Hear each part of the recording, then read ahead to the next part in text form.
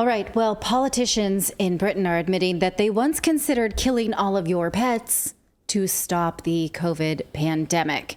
Here is former Health Minister James Bethel. He told a news channel this, and he says it like you should be grateful for it. Like, hey, we may have locked you down, took away your money and your liberties, and not let you have parties while we had parties. But at least we didn't kill your pets. So you better be grateful about that. Listen to him say it for himself.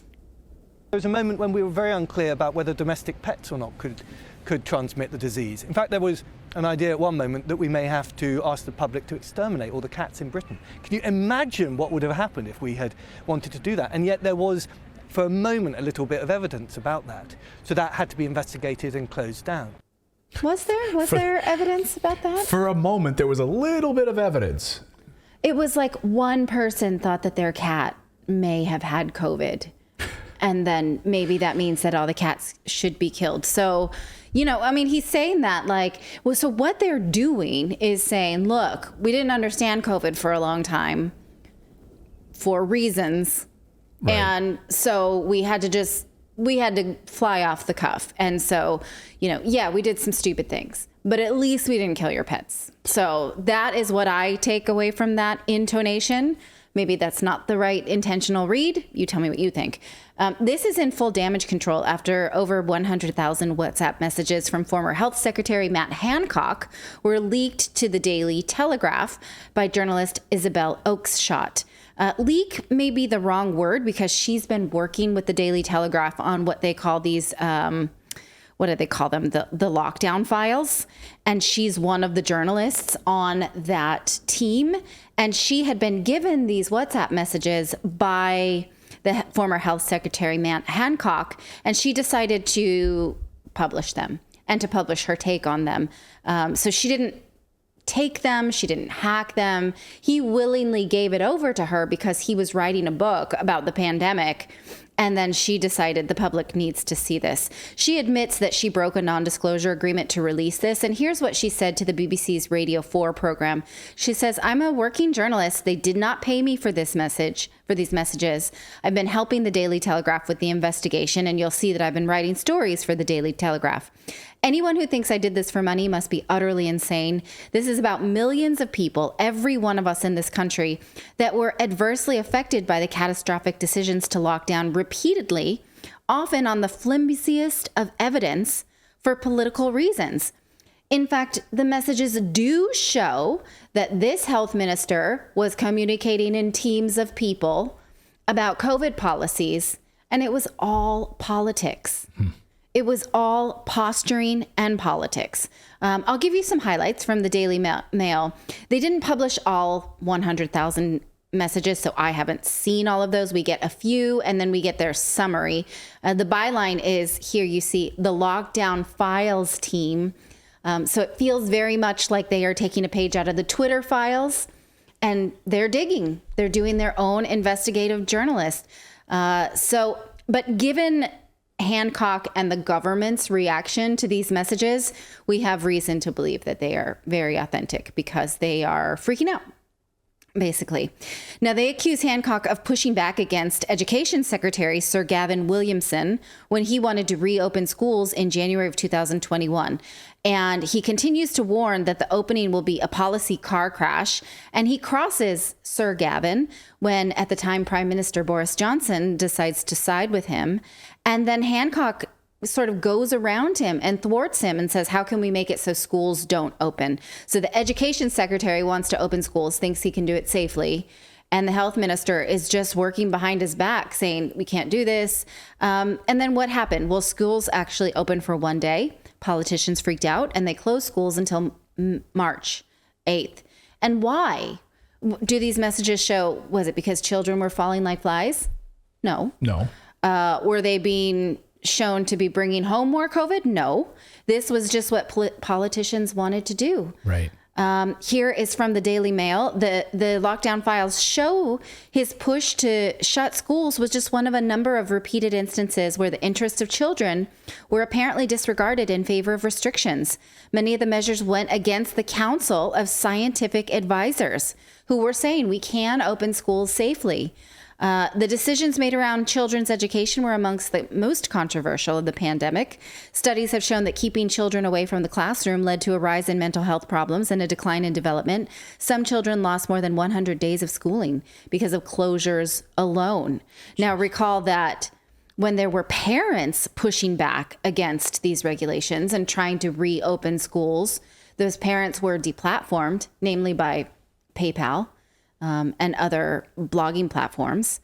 Hancock also pushed to send children home if they tested positive from a lateral flow test, which has a high incidence of false positives. So there were other politicians around them saying, well, we shouldn't send kids home just on a lateral flow test. If they test positive on that test, let's follow up with a PCR test so that we know if they have it, so that we don't just send home kids willy-nilly. And he said, no, we're not going to do that because it would be too much of a hassle, meaning false positive kids maybe being sent home, but whatever, that's okay.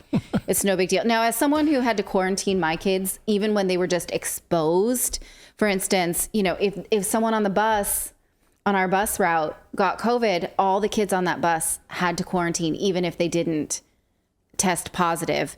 Or if one of my children had a fever and still didn't have COVID, right, I had to keep all of them home for a week. I'm going to say, I'll tell you what a hassle it is. He's saying, oh, it'd be too much of a hassle to test for false positives. No, having your kids home when they should be in school and then you having to do virtual school, that is a hassle. Hassle is a nice word for that. And while he was so worried about kids in school, even though the data at the time did not show COVID as a risk to children, he did not seem worried about elderly people, even though the data at the time did show COVID as a risk to them. He was advised to give COVID tests to people entering nursing homes, and he said he decided not to because he said it muddies the water. He was more interested in hitting the target of 100,000 tests per day. So instead, he required COVID tests for those going from hospital to nursing homes, but not new entrants into nursing homes, where we know that COVID was more dangerous and could spread more like a wildfire. And he also fights to keep mask mandates in place in these messages in order to appease Scotland's Prime Minister Nicola Sturgeon, who was COVIDism. She was poster child COVIDism, right? It was the three like English speaking countries were Nicola Sturgeon, Jacinda Ardern, Justin Trudeau. Like that was the trio, the Fab Three on COVIDism, who were showing the world what it means to be an authoritarian, right, and getting media praise for it. I'm going to, again, use the word that the chat room doesn't like. They were media darlings. When I say that, that doesn't mean we love them. That means the media loves them and is exceedingly kind to them. But Boris Johnson didn't want to, do you say a row? A row. A row is, a fight in English parlance. Yeah. Right, in Britain. Right? I've always said it a row, but I think they didn't want a row with a row. I can't say. Yeah, we have a lot of people watching from England tonight. Let us know in the chat. Is it's row, right? But it's spelled like row, your boat. R-O-W, right? So those two, and she's not the prime minister; she's the first minister. And they're called. Robert Griffin says, that's peak Karen, Karen. Peak Karen. That's yes, yeah, absolutely. Yeah. So they didn't want a row with Scottish First Minister Nicola Sturgeon because she was so big on COVIDism. So they said, we'll just keep the mask mandates in place. Yeah. You know what? Let's just keep it. Now, that's not science. I mean, it may be social science that I don't want to fight with other global leaders, so we'll keep mask mandates in place. But no, that's pure politics. And as the public goes absolutely nuts, because, we're not over it. It's not so long in our distant past that we don't remember what it felt like to be at the mercy of global leaders and go into our house and come out of our house cautiously, to feel like other people's bodies were a ticking time bomb, to see like old people walking down the street and not help them because you thought you could kill them by approaching them, like just carrying groceries for a little old lady because you might be carrying it. Right. We lived through something based on rules that were flimsy, as this journalist calls them. And, as the public is just going absolutely nuts about this, we have this politician saying, least we didn't kill your cats. Yeah, at least we were talking about it, and we got very close to doing it where we would have killed all your cats. China did that. They told hey, grab all of this one apartment complex had it, get all of the pets in that whole apartment complex, put them in a bag, they're dead, and they're going to dump them on the street. We covered that story here on the show. We even showed you the awful bags. It was horrible.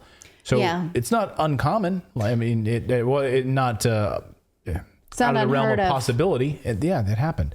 So here is debates in Parliament this week around these WhatsApp message leaks. Here are politicians saying, you know what, we just didn't know back then. We were just doing our best. So we had to do something. I mean, did they? But we just didn't know. So we can't rewrite history. Watch. It seems to me that the opposition want to rewrite history. The fact is, at the time, people didn't know what was right or what was wrong. The Secretary of State listened to a whole lot of advice and then had to make a decision. Even one of the WhatsApp messages I've seen says, "Tell me if I'm wrong." So it seems to me what should happen is the COVID inquiry should deal with all these matters properly. The one question I would have for the Minister is it possible to get the COVID inquiry to report earlier? The leaked WhatsApp messages from the then Health Secretary, the Right Honourable Member for West Suffolk, showed that despite a shortage in COVID tests in September 2020, one of the Minister's advisers sent a test to the Right Honourable Member for North East Somerset's home by courier. Wow. This is yet more evidence that it's one rule for Conservative ministers and another for everyone else. So can the Minister please inform the House how many other government ministers, Conservative MPs and their families received priority tests during the pandemic when there was a shortage of tests? Well, actually, I would say to her, much though it's a difficult thing for me as a minister to see WhatsApp messages from me, in fact, in the pages of the newspaper. If she has read those, she will see that I was seeking a test for a member of my family and using exactly the same test app as everybody else to try and get access to a test that was needed. Okay. So they're fighting over this, saying, hey, you couriered the test, people couldn't get tests, whatever. But this, hey, we didn't know at the time. We were acting on, we just didn't know. Well, then should you have been setting policies that affected people's lives if you didn't know? So that's a valid question. Right. But they did know. There were studies on masks. The one we reported on just this week about masks were from 2016 and on, based on, contagious flus. And it wasn't COVID, but we knew about the efficacy of masks. We knew children weren't at risk for severe COVID. We knew a lot of things. They knew elderly people were. So none of these policies were around what we actually knew. And I really reject this, like, hey, give us the benefit of the doubt, we were doing our best, because they weren't. No, they actively knew this. And as Andrew Bridgen, of course, member of Parliament, who's I get forced out now on the Conservative Party, but he stood, there was plenty of things that they knew that they were hiding. Right, from on a whole range of issues, not just lockdowns, but to vaccines, et cetera, that the government knew and was well aware of inside the EU and in the UK. Yeah, but this, at least we didn't kill your pets bit is a little extra scary, because it does a little bit come off like a veiled threat, like STFU, because next time we could. Well, yeah, we can. We have ultimate power. We can take your land. We can take your pets. We can take your house. We can tell you that you can't leave. You can't drive. We can take your cash away from you, force you to have digital currency. We can do all of that. As someone in the chat just said, this coming, the World Health Organization's plans, all of those things are coming. And you're absolutely right about that in the chat. I didn't see whose name it was, but this is part of it. It's the control. Perhaps. So hide your kitten if you've got one. Thank you so much for watching this segment here at Redacted. We are live every day at 4 p.m. Eastern time, trying to share the stories that the mainstream media will not cover. You should also come over and join our community of Redacted Rebels over at redacted.inc. That's our private locals community where we can share exclusive content that we simply cannot share here on YouTube. Come over and join the rebellion together right now by going to redacted.inc. We'll see you next time.